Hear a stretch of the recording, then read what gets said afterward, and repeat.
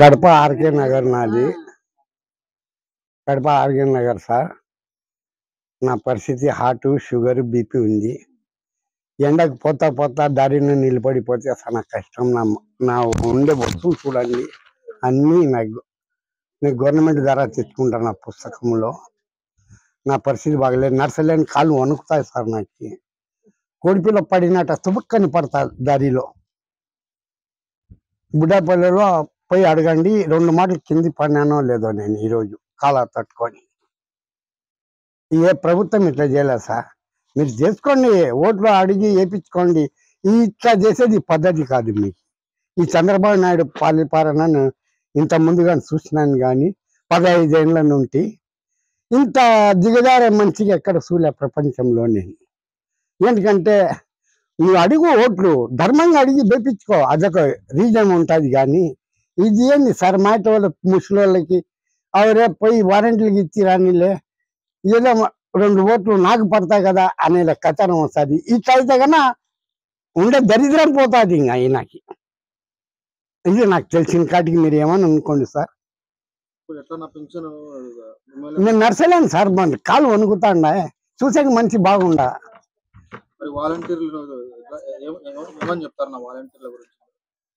వారంటీల గురించి చెప్పాలండి సార్, వాళ్ళు చాలా బుద్ధిమంతులు సార్. 1 రూపాయి మా దగ్గర ఎక్స్ట్రా తీసుకోలే. మేము ఈలే వాళ్ళకి 6 గంటలకి, 6:30కి, 7కి ఇచ్చిపోతున్నారు వాళ్ళ వాళ్ళు పట్టుకొని. మేము కసువు లెక్కగా 50 రూపాయలు ఇస్తాను మేము నెల. అంత తప్ప వారంటీలకు 1 రూపాయి మేము ఈలే.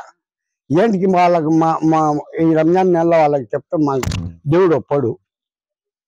ఏం సార్, ఈ చంద్రబాబు నాయుడు పరిపాలన నాకు సరిపోలేదు సార్. అడుగు, ఓట్లు వేయించుకో. ఇదేంటి సార్, ముసలిళ్ళ మీద ప్రాణం తీసేది నువ్వు అంటే ఉండే ప్రాణంగా నీ దాయిబోలో పోవాలని నువ్వు ఈ పనులు చేస్తా అనేది.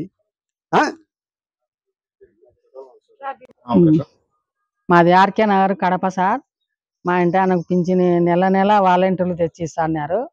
ఆయన పోలేడు.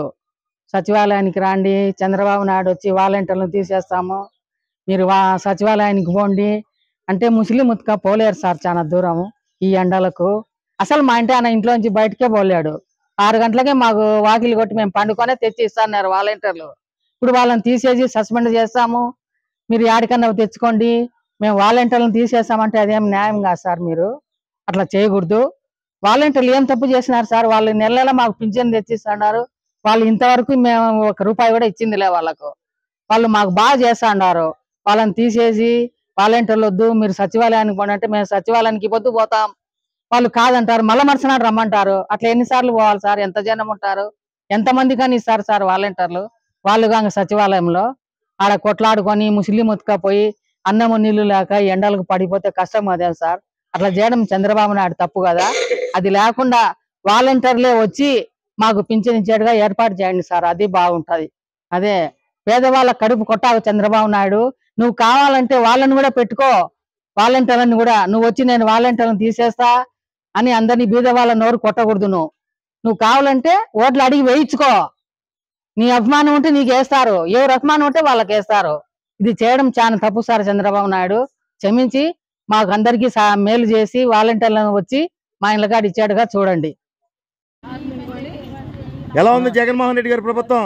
జగన్మోహన్ రెడ్డి గారి ప్రభుత్వం చాలా ఫాస్ట్ గా ఉంది, బాగా ఉంది, చాలా సూపర్ గా ఉంది.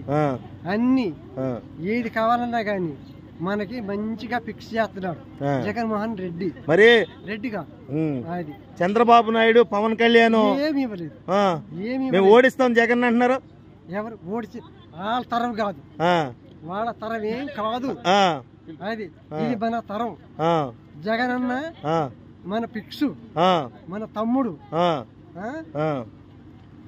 జగన్ అన్న మనకు రావాలి, అప్పుడు మన చెయ్యి పై అవ్వాలి. అది ఎవరు కోటేస్తావు ఇప్పుడు రానున్న ఎలక్షన్ లో? నేను జగన్ అన్నకి వేస్తాను. జగన్ అన్నదే నా మనవడికి వేస్తాను. జగన్ కి అబ్బా నా మనవడికి వేస్తాను. నేను జగన్ కి వేస్తాను, నా మనవడికి. అది మన చంద్రబాబు నాయుడు వస్తే ఎవ్వరు వాళ్ళకి ఇయ్యను, వాళ్ళ ముఖం నేను చూడను. అది ఓకే పవన్ కళ్యాణ్ వచ్చినా కానీ నాకు లెక్కలేదు, ఆ, జగన్ వచ్చినా కానీ నాకు లెక్కలేదు. ఆ, జగన్ అంటే ఆ. నాకు చాలా ప్రేమ, ఆ, జగన్ వేస్తాను. ఓకే థ్యాంక్ యూ చంద్రబాబు గుర్తు ఏంటన్నా?